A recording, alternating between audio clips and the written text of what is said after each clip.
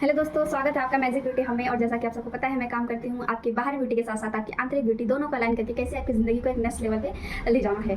तो आज हम बात करने वाले हैं ना कि लाइफ में सब लोग इतने परेशान क्यों है अपने लाइफ पर्पस को लेके, अपने लाइफ में सक्सेस को लेके, अपने लाइफ में जो चीज़ें उनको चाहिए उसको लेके। तो यहाँ पे ना 4 स्टेप है, 4 स्टेप्स मैं बताने वाली हूँ जिसको समझना बहुत बहुत बहुत ज़रूरी है। क्योंकि इन स्टेप्स को समझे बिना जो लोग किसी फील्ड में काम करेंगे या किसी क्षेत्र में काम करेंगे ना, तो वहाँ पे उन्हें कुछ खास नहीं लगने वाला। बाय द वे इक्का दुक्का लोगों को लग भी सकता है, लेकिन ये कोई लक बाय चांस चीज़ें हो सकती है, बट ये कोई वो चीज़ नहीं है।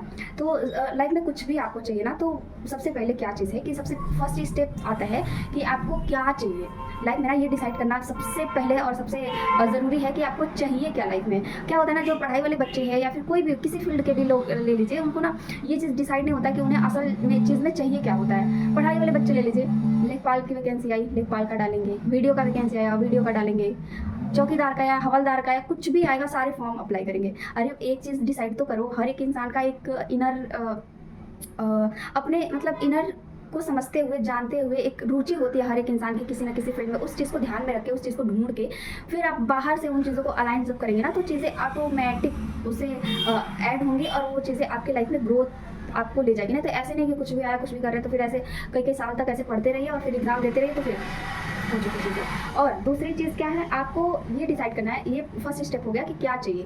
दूसरा स्टेप ये है कि आपको कब चाहिए। हर एक चीज़ का ना एक टाइम लाइन डिसाइड कीजिए, क्योंकि जब तक आप टाइम लाइन डिसाइड नहीं करते ना, तब तक वो चीज़ें बस ऐसे ही चलती रहती है। आप भी मस्त है, वो भी मस्त है, लेकिन एक टाइम लाइन जब आप डिसाइड कर देते हैं ना, तो एक बाउंड्री हो जाता है कि उस बाउंड्री के अंदर वो चीज़ें अचीव करनी है। और ज़्यादा से ज़्यादा बाउंड्री से पार भी जाएगा ना, तो ऐसे रैंडमली नहीं कि बढ़ते चला जाएगा, कुछ टाइम ही उस बाउंड्री से पार जाएगा, बहुत ज़्यादा नहीं जाएगा। ठीक है, तो ये 2 स्टेप हो गया कि क्या चाहिए और कब चाहिए। और तीसरा चीज़ है कि आपको ये चीज़ सोचना कि आपको क्यों चाहिए। ये सबसे इम्पोर्टेंट भाग है इसका कि आपको क्यों चाहिए। हर एक चीज़ का ना एक जब किसी चीज़ से आप भावनात्मक स्तर से जुड़े होते हैं ना, तो उस चीज़ का पाने का और उसके प्रति जो आपके मेहनत और जो लगन, जो चीज़ें जितना ज़्यादा उससे अटैच होती है, मतलब जितनी जो भी आपके सपने, जो भी आपके पर्पज़, लाइफ विज़न, जो भी चीज़ें हैं, वो जितना आपसे भावनात्मक स्तर पे जुड़ा है, जितना वो भावनात्मक दृष्टि से स्ट्रॉन्ग है ना, उतनी ही चांसेस उससे ज़्यादा होती है उसको पाने की। क्योंकि जो यूनिवर्सल शक्तियाँ होती है ना, जो ब्रह्मांड की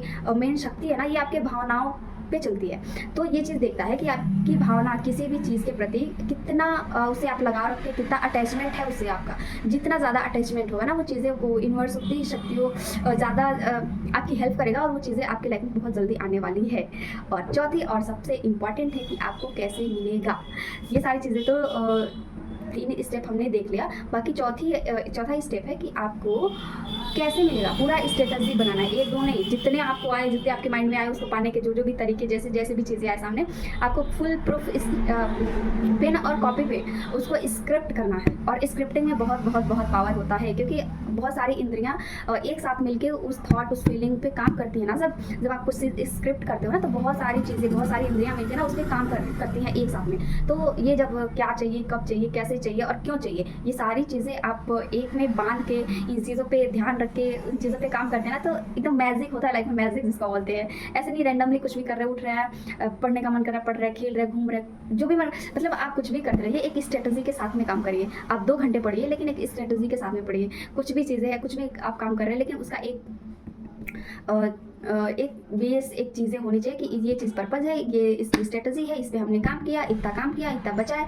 एक टाइमलाइन डिसाइड करके, एक वर्क का ड्यूरेशन, एक अच्छा लक्ष्य, एक भावनात्मक उससे अटैचमेंट, ये सारी चीज़ें अगर आपके जो आपका पर्पज़ है, जो आपका लाइफ पर्पज़ है, इन चीज़ों में ये सारी चीज़ें जितनी फुलफिल रहेंगी ना, उतने ही चांसेस बढ़ जाते हैं आपको वो चीज़ें हासिल करने में।